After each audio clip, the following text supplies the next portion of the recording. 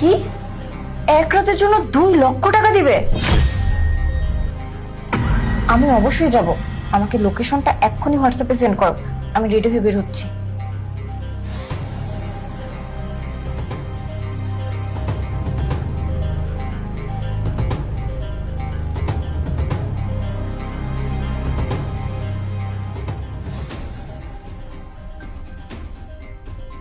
শোনো,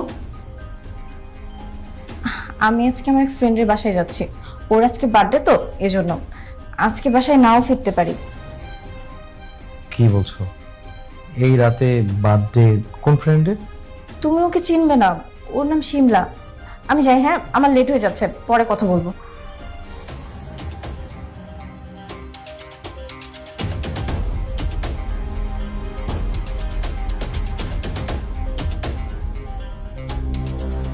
হ্যালো, কি 3 লক্ষ টাকা? আরে আমি রাতের মধ্যে পৌঁছে যাব, কোনো টেনশন করার প্রয়োজন নেই। আপনি একটা কাজ করুন, আমাকে হোয়াটসঅ্যাপে লোকেশনটা পাঠিয়ে দিন।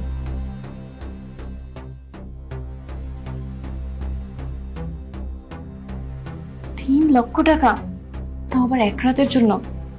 আমি একসাথে 3 লক্ষ টাকা কখনোই দেখিনি। যাই, রেডি হই।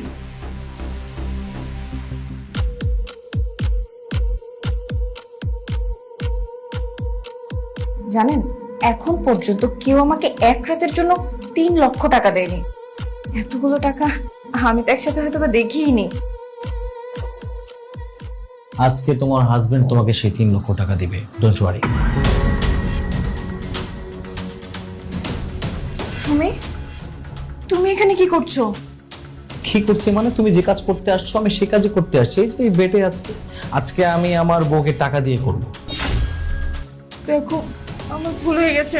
আমি লোভে পড়ে এরকম একটা কাজ করছিলাম। এই মতো ক্ষমা করে দাও। আমি আর কখনো এমন কাজ করবো না, তোমাকে কথা দিচ্ছি। ক্ষমা? এই কিসের ক্ষমা? কিসের ক্ষমা চাচ্ছিস তুই আমার কাছে? বল, কোন জিনিসটার কমতি রেখেছিলাম আমি? আমি তো তোর সব চাহিদাই পূরণ করতাম। টাকা? তোর টাকা এতই দরকার ছিল?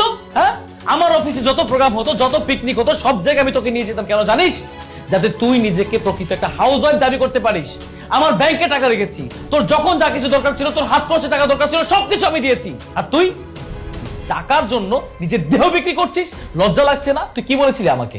তোর ফ্রেন্ডের বার্থডে সেদিনই আমার সন্দেহ হয়েছিল, আমি শুনতে পেরেছিলাম 2 লক্ষ টাকার কথা বলেছিলি তুই। আর বাহ, এই হচ্ছে তোর সেই ব্যবসা, সেই বার্থডে তুই নিজের দেহ বিক্রি করে খাচ্ছিস। জান টাকার। আমার কথাটা একবার শোনো। আমি সত্যি কখনো এরকম কাজ করব না। আমি লোভে